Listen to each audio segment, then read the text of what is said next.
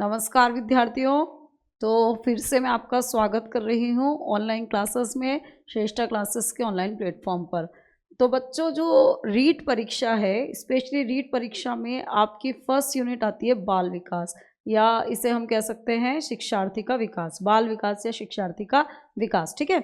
और ये यूनिट ऐसी है जो कि सवाल इसमें से काफ़ी सारे होते हैं, L1 में भी होते हैं, L2 में भी होते हैं। तो इस यूनिट को थोड़ा सा गंभीरतापूर्वक पढ़ना होता है।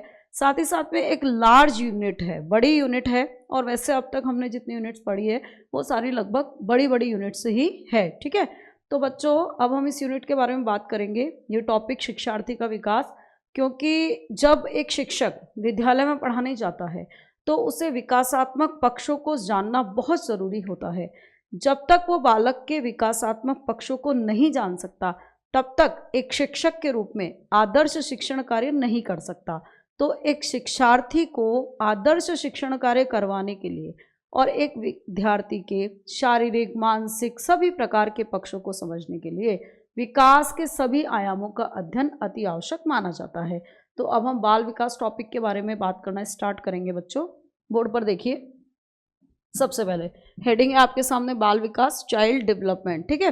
बाल विकास, बाल विकास का अर्थ है शिक्षार्थी का विकास, अधिगमकर्ता का विकास कहिए, बालक का विकास कहिए, विद्यार्थी का विकास कहिए, बाल विकास कहिए, बात एक ही मानी जाती है। बाल विकास का अर्थ है किसी भी बालक के, किसी भी छात्र के शरीर में होने वाले, मस्तिष्क में होने वाले परिवर्तन, नैतिक परिवर्तन, हर प्रकार का परिवर्तन। अब यहाँ पर हमें दो शब्द देखने होते हैं, एक होती है वृद्धि और एक होता है विकास। वृद्धि को बच्चों अभिवृद्धि भी कहते हैं, इंग्लिश में से कहा जाता है ग्रोथ, और विकास को डेवलपमेंट कहा जाता है इंग्लिश में। तो वृद्धि और विकास ये दो अलग अलग शब्द है, हालांकि एक दूसरे से संबंधित है, लेकिन दोनों के अर्थ में थोड़ा सा अंतर है। देखिए बच्चों, जो वृद्धि होती है वो एक संकुचित प्रक्रिया होती है, वो सिर्फ शारीरिक पक्ष से संबंधित होती है। किसी बच्चे के लंबाई में वृद्धि हो जाना, किसी बच्चे के आकार में वृद्धि हो जाना, इसे कहा जाता है वृद्धि या अभिवृद्धि। सिर्फ और सिर्फ शारीरिक पक्षों से संबंधित परिवर्तन, इसे कहते हैं वृद्धि। जबकि व्यक्ति के शारीरिक, मानसिक, नैतिक, संवेगात्मक हर प्रकार के पक्ष में होने वाला परिवर्तन, इसे बोलते हैं विकास। सिर्फ और सिर्फ शारीरिक पक्ष में होने वाला परिवर्तन कहलाती है वृद्धि, और शारीरिक, मानसिक, संवेगात्मक, नैतिक प्रत्येक पक्ष में होने वाला परिवर्तन कहलाता है विकास। ठीक है बच्चों, ये जो वृद्धि होती है, अभिवृद्धि होती है, सिर्फ शारीरिक होती है। इस वजह से कुछ समय के बाद में रुक भी जाती है। जबकि विकास एक ऐसी प्रक्रिया है जो कि निरंतर चलता रहता है, आजीवन चलने वाली प्रक्रिया है, अनवरत चलने वाली प्रक्रिया है। जब तक मनुष्य जीवन होता है तब तक उसका विकास चलता रहता है, जबकि वृद्धि 15, 16, 17, 18 साल के बाद में रुक जाती है। विकास के लिए मैंने आपको बताया कि यह एक व्यापक प्रक्रिया है, और व्यापक प्रक्रिया होने के कारण हर एक पक्ष से संबंधित होती है, प्रत्येक पक्ष में होने वाला परिवर्तन। ठीक है। वृद्धि जो होती है वो मात्रात्मक होती है। दो शब्द होते हैं बच्चों, एक होता है क्वांटिटी और एक होता है क्वालिटी। क्वांटिटी का मतलब मात्रा, क्वालिटी का मतलब गुण। तो वृद्धि सिर्फ मात्रात्मक परिवर्तन है, सिर्फ नंबर्स में इंक्रीमेंट है। लंबाई का 6 फीट हो जाना, वजन का 60 किलो हो जाना, सिर्फ नंबर्स में होने वाले चेंजेस, तो ये है मात्रात्मक परिवर्तन। जबकि विकास एक ऐसी प्रक्रिया है जो कि मात्रात्मक के साथ में गुणात्मक भी होता है। क्वांटिटी तो बढ़ती ही बढ़ती है, उसके साथ क्वालिटी भी बढ़ती जाती है। लंबाई बढ़ेगी तो उस लंबाई के अनुसार कार्य करने की क्षमताएं भी बढ़ती जाएगी। तो मात्रात्मक और गुणात्मक दोनों प्रकार का परिवर्तन कहलाता है विकास, और सिर्फ मात्रात्मक परिवर्तन कहलाती है वृद्धि। ठीक है। नेक्स्ट हम बात करें, एक पक्षीय होती है वृद्धि, सिर्फ फिजिकल एस्पेक्ट से संबंधित होती है वृद्धि, सिर्फ शारीरिक परिवर्तन से संबंधित होती है वृद्धि, लेकिन बहुपक्षीय माना जाता है विकास। हर प्रकार का परिवर्तन संबंधित होता है विकास से, बहुपक्षीय माना जाता है विकास। कुछ समय के बाद रुक जाती है वृद्धि, जबकि निरंतर चलता रहता है विकास। शारीरिक परिवर्तन वृद्धि, जबकि आजीवन चलने वाले और हर प्रकार में होने वाले परिवर्तन को क्या बोला जाता है विकास। मात्रात्मक वृद्धि, जबकि मात्रात्मक के साथ में गुणात्मक परिवर्तन यानी क्षमताएं बढ़ना, ये किससे संबंधित हो गया विकास से। ठीक है।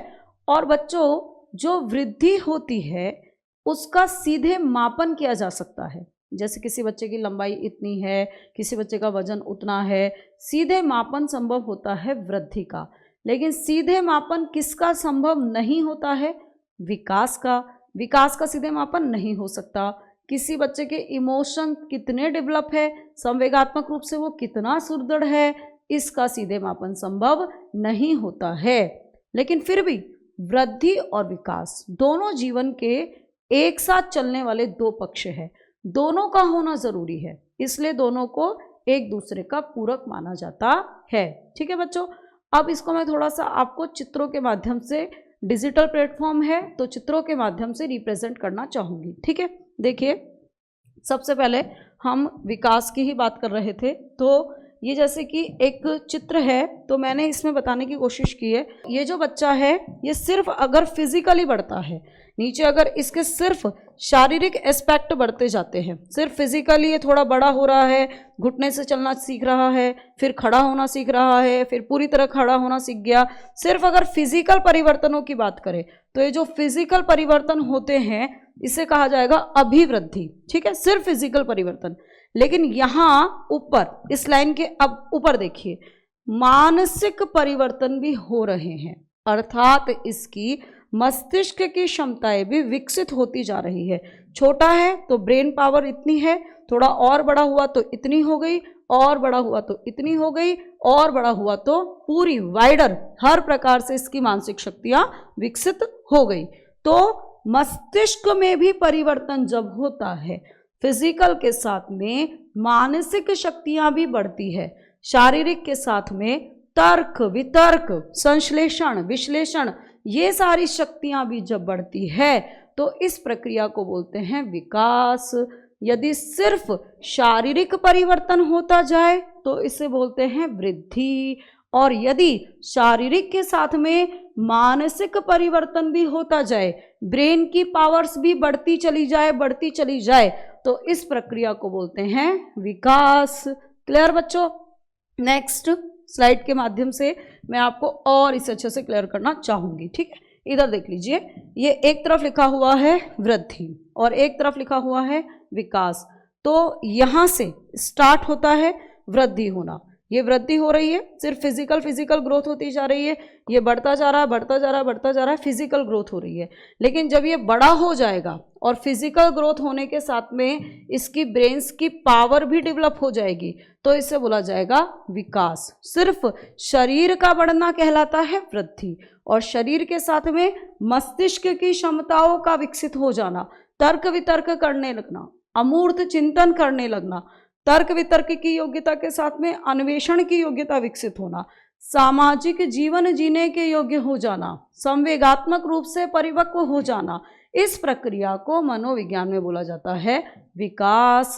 संकुचित प्रक्रिया इसीलिए कहलाती है वृद्धि और व्यापक प्रक्रिया इसीलिए कहलाती है विकास। ठीक है बच्चों, और नेक्स्ट चित्र की हम बात करते हैं। नेक्स्ट चित्र के माध्यम से देखिए, ये वापस से मैंने आपको एक वृद्धि प्राप्त करते हुए बच्चे को दिखाने की कोशिश की है। ये बच्चा है, जन्म लेता है इस प्रकार से, फिर थोड़ा उल्टा होना सीख जाता है, धीरे धीरे ऊंचा होना सीख जाता है, फिर बैठना भी सीख जाता है, फिर खड़ा होना भी सीख जाता है। अब चूंकि शैशव अवस्था होती है तो शैशव अवस्था में तीव्र मानसिक विकास भी होता है, लेकिन शैशव अवस्था में तीव्र शारीरिक विकास भी होता है। तो इतना सा बच्चा जन्म लेता है, नवजात शिशु तो और भी छोटा होता है इस चित्र से भी, और जैसे जैसे वो 4-5 साल का होने लगता है तो वो काफ़ी बड़ा होता है, फिजिकल ग्रोथ वो ले लेता है। तो इसीलिए शिशुअवस्था को तीव्र विकास की अवस्था भी कहते हैं।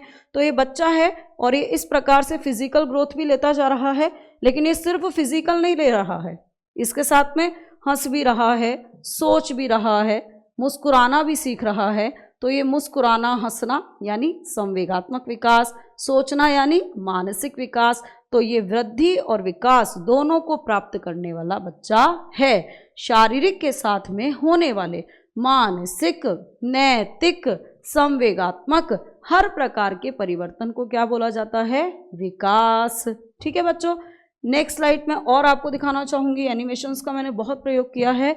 मैंने आपसे कहा कि मानसिक परिवर्तन विकास से संबंधित है। मानसिक परिवर्तन यानी मस्तिष्क की क्षमताओं का बढ़ना। विकास का मतलब सिर्फ ये नहीं है फिजिकल ग्रोथ, मस्तिष्क की क्षमताएं, जैसे जैसे बच्चा विकास को प्राप्त करेगा उसके मस्तिष्क की क्षमताएं बढ़ती जाएगी, जोड़ बाकी करने की, गुणा भाग करने की, पलट कर सोचने की कि 1 रुपये में 100 पैसे होते हैं तो 100 पैसे में कितने रुपए होते हैं, पलट कर सोचने की योग्यता सब धीरे धीरे बढ़ती जाएगी। याद रखने की योग्यता बढ़ती जाएगी, अपने घर का एड्रेस याद रखने लगेगा, मोबाइल नंबर याद रखने लगेगा, सोचने लगेगा, 1 2 3 4 5 की जानकारी बच्चे को होने लगेगी।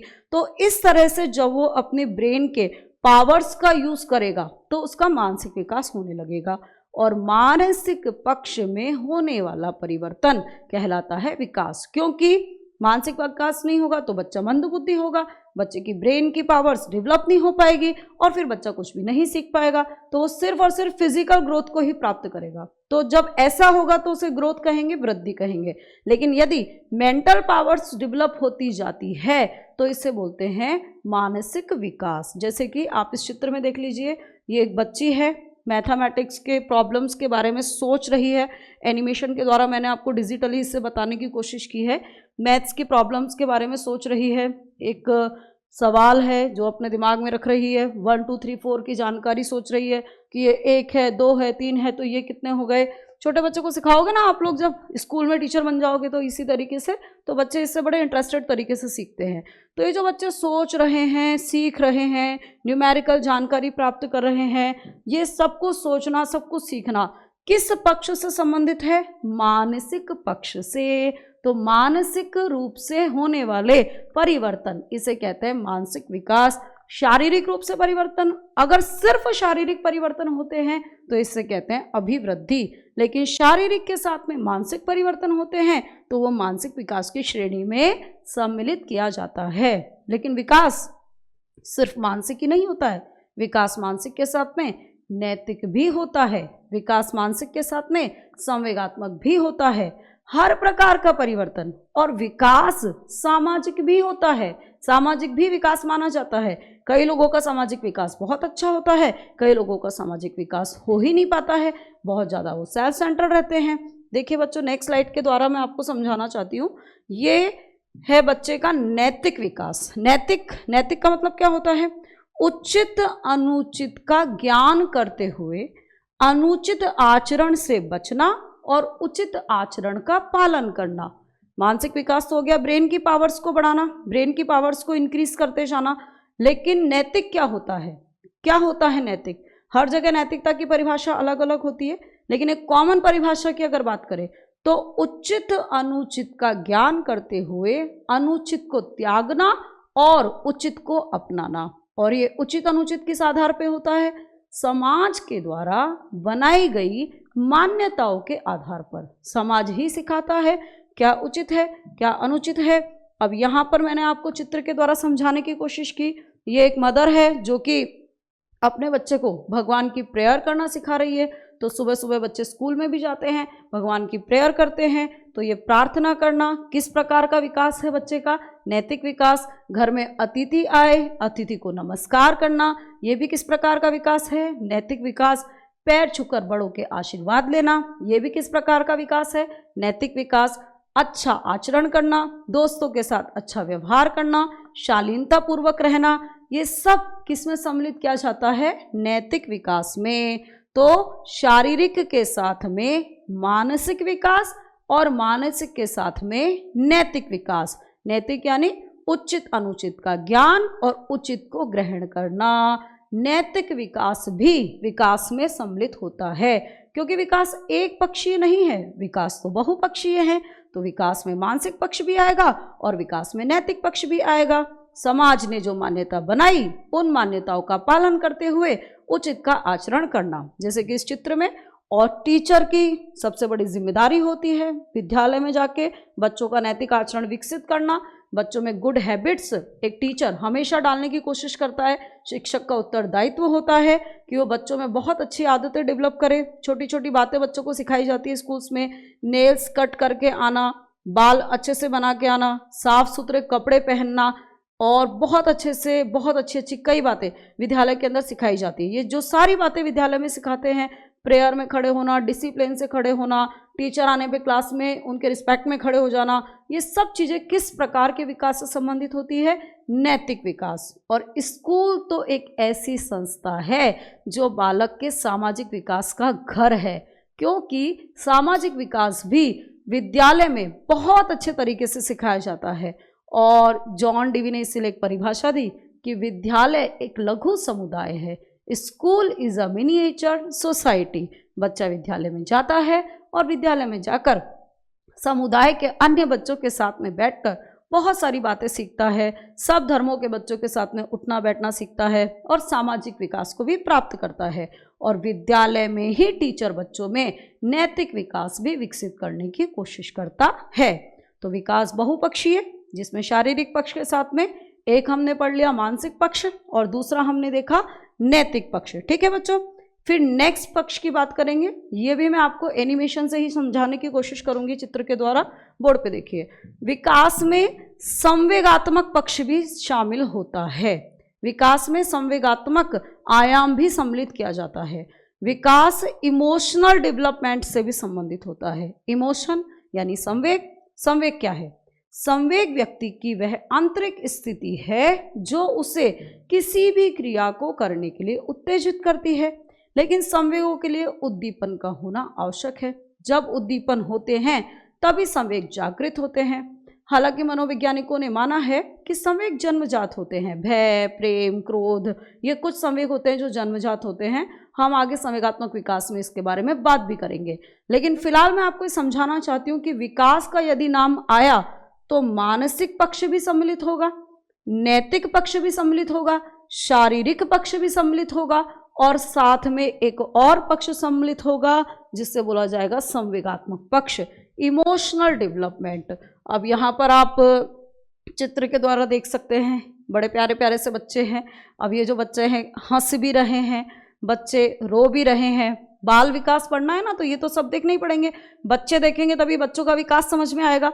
और इसके अलावा बच्चा बहुत खुशी से हंस रहा है, खुशी से हंसना संवेग है। बच्चा थोड़ा बहुत रोने की मुद्रा में है। अच्छा, बच्चों को गुस्सा भी आता है। आजकल के बच्चों को तो कुछ ज़्यादा ही गुस्सा आता है, एग्रेसिव ज़्यादा हो गए हैं बच्चे, तो ये गुस्सा ये भी संवेग से संबंधित है। मुस्कुराना ये भी संवेग से संबंधित है। फिर रोना ये भी संवेग से संबंधित है। किसी बात को लेकर आश्चर्य में हो जाना ये भी संवेग से संबंधित है। तो ये सारी मुद्राएं, ये सब संवेग भी विकास के कारण ही जागृत होते हैं। ठीक है बच्चों, तो शारीरिक के साथ में मानसिक, मानसिक के अलावा नैतिक और नैतिक के साथ में संवेगात्मक पक्ष में होने वाले परिवर्तन, इसके अलावा सामाजिक पक्ष में होने वाले परिवर्तन भी, सामाजिकता को विकसित करना भी विकास में ही सम्मिलित किया जाता है।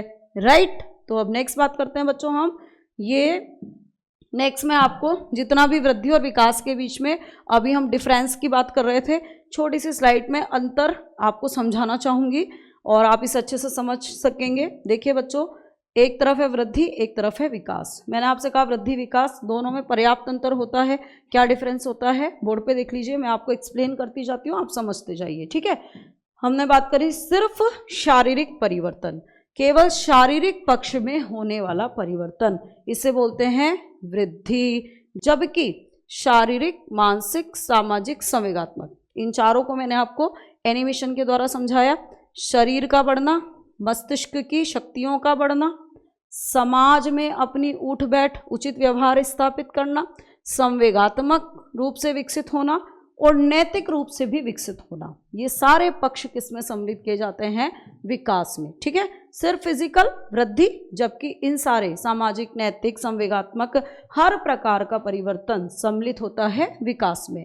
अब सिर्फ शारीरिक होती है तो इसलिए संकुचित प्रक्रिया होती है वृद्धि, लेकिन हर पक्ष को टच करती है इसलिए व्यापक प्रक्रिया होती है विकास। व्यापक प्रक्रिया हो गई विकास, लेकिन सिर्फ शारीरिक होने के कारण संकुचित प्रक्रिया हो गई वृद्धि। फिर इसके बाद में एक पक्षीय, सिर्फ फिजिकल है तो एक पक्षीय हो गई अभिवृद्धि, ग्रोथ, सिर्फ फिजिकल, जबकि हर पक्ष में होने वाला परिवर्तन बहुपक्षीय हो गया विकास। फिर इसके बाद में कुछ समय के बाद रुक जाती है, जनरली किशोर अवस्था 16, 17, 18 साल के बाद में वृद्धि रुक जाती है, जबकि विकास आजीवन निरंतर चलता है।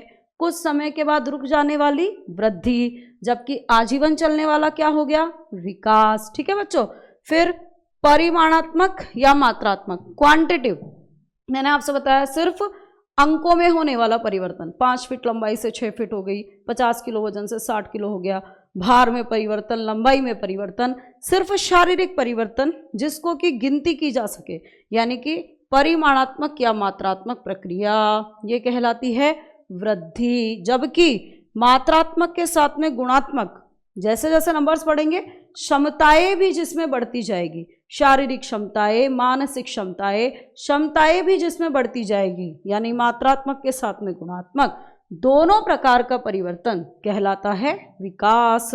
वृद्धि के साथ में हमेशा विकास का होना जरूरी होता है, वृद्धि के साथ में हमेशा विकास का होना जरूरी होता है, क्योंकि सिर्फ वृद्धि हो गई, मान लीजिए किसी व्यक्ति की लंबाई 6 फीट बढ़ गई, आईक्यू नहीं बढ़ी, सोशल डेवलपमेंट नहीं हुआ, तो वो पागल की श्रेणी में रखा जाएगा और उसे सोसाइटी में कोई रिस्पेक्ट रिगार्ड भी नहीं मिलेगा। तो वृद्धि के साथ में हमेशा जरूरी होता है विकास, जबकि विकास के साथ में वृद्धि आवश्यक नहीं होती। मान लीजिए किसी की आईक्यू तो हो गई 140, प्रतिभाशाली की श्रेणी में चला गया, लेकिन फिजिकली ग्रोथ थोड़ी कम रह गई, 5 फीट का ही रह गया, 4 फीट का ही रह गया, लेकिन आईक्यू लेवल बहुत अच्छा हो गया, तो वो अपने जीवन में सफल काम कर सकता है। तो वृद्धि के साथ में हमेशा आवश्यक क्या होता है? विकास। लेकिन विकास के साथ में क्या आवश्यक नहीं होती? वृद्धि। हालांकि दोनों हो तो बढ़िया है, क्योंकि दोनों एक दूसरे के पूरक माने जाते हैं। और अगर एक व्यक्ति जीवन में अच्छी तरह से शारीरिक रूप से और मानसिक रूप से स्वस्थ रहना चाहता है तो वृद्धि और विकास दोनों का ही होना जरूरी है। तो दोनों ही एक दूसरे के पूरक माने जाते हैं, विपरीत नहीं है, दोनों एक दूसरे के पूरक है। ठीक है, नेक्स्ट है बच्चों, वृद्धि का सीधे मापन संभव है। लंबाई का मापन हम इंच टेप से कर सकते हैं, वजन का मापन हम वेट मापने की मशीन से कर सकते हैं, लेकिन विकास का सीधे मापन संभव नहीं है, क्योंकि किसी भी व्यक्ति की बुद्धि का देख करके किसी इंच टेप से मापन नहीं हो सकता। उसके लिए हमें आईक्यू टेस्ट की ज़रूरत पड़ेगी, जिसकी बात हम कर चुके हैं टॉपिक में। तो आईक्यू टेस्ट की हमें आवश्यकता होगी। संवेगों का मापन सीधे नहीं हो सकता, हालांकि मापन तो हो सकता है, लेकिन सबके लिए हमें परीक्षणों की आवश्यकता होती है। तो सीधे मापन संभव होता है वृद्धि का, जबकि सीधे मापन संभव नहीं होता है विकास का। ठीक है, तो एक बार फिर से बच्चों हम समराइज कर लेंगे। संकुचित प्रक्रिया वृद्धि, व्यापक प्रक्रिया विकास, एक पक्षीय वृद्धि, बहुपक्षीय विकास, निरंतर चलने वाला विकास, रुक जाने वाली वृद्धि। सीधे मापन किसका संभव है? वृद्धि का। किसका संभव नहीं है? विकास का। मात्रात्मक परिवर्तन वृद्धि, मात्रात्मक के साथ में गुणात्मक परिवर्तन विकास। ठीक है बच्चों, हो गई इतनी बात क्लियर। वृद्धि और विकास एक दूसरे के पूरक माने जाते हैं, विपरीत नहीं है, दोनों एक दूसरे के क्या माने जाते हैं? पूरक। क्लियर। और विकास में हम शारीरिक के साथ में मानसिक पक्ष को भी सम्मिलित करेंगे, शारीरिक के साथ में नैतिक पक्ष को भी सम्मिलित करेंगे, शारीरिक के साथ में संवेगात्मक पक्ष को भी सम्मिलित करेंगे, और सामाजिक विकास को भी विकास के अंदर ही सम्मिलित किया जाता है। क्लियर बच्चों। अब नेक्स्ट बिंदु की ओर हम बढ़ते हैं। नेक्स्ट बिंदु है विकास के सिद्धांत। प्रिंसिपल्स ऑफ डेवलपमेंट, विकास के सिद्धांत के बारे में अब हम बात करेंगे। ठीक है,